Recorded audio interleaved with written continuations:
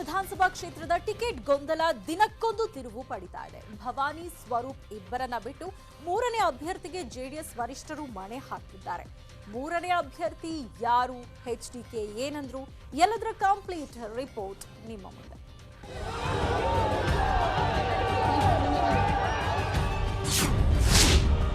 ಭವಾನಿನೂ ಅಲ್ಲ, ಸ್ವರೂಪ್ಗೂ ಇಲ್ವಾ ಟಿಕೆಟ್? ಹಾಸನಕ್ಕೆ ಅಚ್ಚರಿಯ ಅಭ್ಯರ್ಥಿ ಘೋಷಣೆ ಫಿಕ್ಸಾ? ದಿನೇ ದಿನೇ ಹೆಚ್ಚಾಗ್ತಾನೆ ಇದೆ ಹಾಸನ ಜೆಡಿಎಸ್ ಟಿಕೆಟ್ ಕುತೂಹಲ.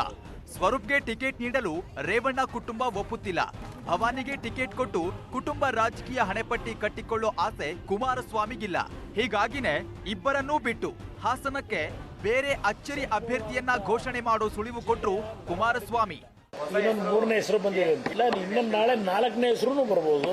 ಇನ್ನೊಂದು ಮೂರನೇ ಹೆಸರು ಬಂದಿದೆ ಇಲ್ಲ, ಇನ್ನೊಂದು ನಾಳೆ ನಾಲ್ಕನೇ ಹೆಸರು ಬರ್ಬೋದು. ಅಭ್ಯರ್ಥಿಗಳ ಘೋಷಣೆ ಆಗೋವರೆಗೆ ಅಡಿಷನ್ ಆದ್ರೂ ಆಗ್ಬೋದು. ಅಲ್ಲಿವರೆಗೂ ಕಾಯ್ಬೇಕು. ಹಾಸನ ಜಿಲ್ಲೆಯ ರಾಜಕಾರಣದಲ್ಲಿ ಈ ಕ್ಷಣದವರೆಗೆ ನನ್ನ ಸಮಯ ಇಲ್ಲಿ ಹೆಚ್ಚಿಗೆ ಕೊಟ್ಟಿಲ್ಲ. ನಾನು ದೇವೇಗೌಡರಿಗೆ ಇಂಚಿಂಚು ಗೊತ್ತಿರತಕ್ಕಂತ ವಿಷಯ. ಅಂತಿಮ ನಿರ್ಣಯ ದೇವೇಗೌಡರೇ ಮಾಡ್ತಾರೆ. ಹಾಸನ ಜೆಡಿಎಸ್ ಟಿಕೆಟ್ ಹಂಚಿಕೆ ವಿಚಾರ ಎತ್ತು ನೀರಿಗೆ ಎಳೆದ್ರೆ ಎಮ್ಮೆ ಏರಿಗೆ ಎಳಿತು ಅನ್ನೋ ಹಾಗೆ ಆಗಿದೆ.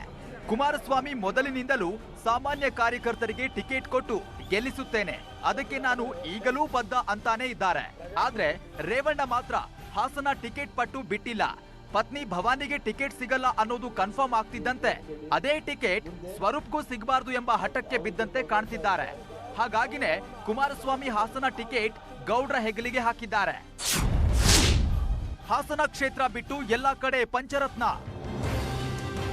ಹಾಸನದಲ್ಲಿ 4-5 ದಿನದಿಂದ ಪ್ರತಿ ಕ್ಷೇತ್ರದಲ್ಲೂ ಪಂಚರತ್ನ ಯಾತ್ರೆ ನಡೆಯುತ್ತಿದೆ.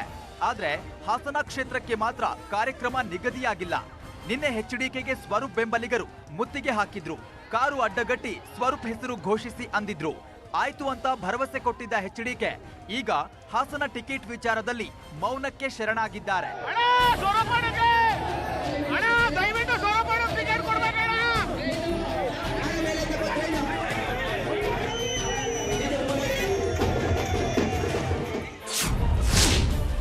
ಭವಾನಿಗೆ ಟಿಕೆಟ್ ಕೊಟ್ರೆ ಎಚ್ಡಿಕೆಗೆ ವರ್ಚಸ್ಸಿನ ಧಕ್ಕೆ, ಸ್ವರೂಪ್ಗೆ ಟಿಕೆಟ್ ಕೊಟ್ರೆ ರೇವಣ್ಣ ವರ್ಚಸ್ಸಿಗೆ ಧಕ್ಕೆ. ಇಬ್ಬರಲ್ಲಿ ಒಬ್ಬರಿಗೆ ಟಿಕೆಟ್ ಕೊಟ್ರೆ ಪಕ್ಷಕ್ಕೆ ಹೊಡೆತ. ಹಾಗಾಗಿನೇ ಮೂರನೇ ಅಭ್ಯರ್ಥಿ ಘೋಷಣೆಗೆ ಗೌಡ್ರ ಪ್ಲಾನ್. ಜೆಡಿಎಸ್ ಮುಖಂಡ ರಾಜೇಗೌಡ ಹೆಸರು ಮುನ್ನೆಲೆಗೆ.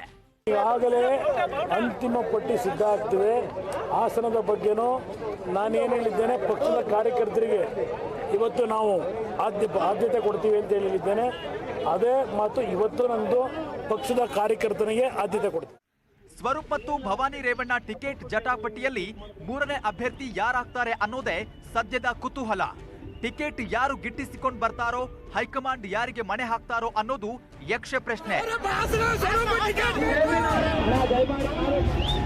ಕೃಷ್ಣಮೂರ್ತಿ, ನ್ಯೂಸ್ 18 ಹಾಸನ.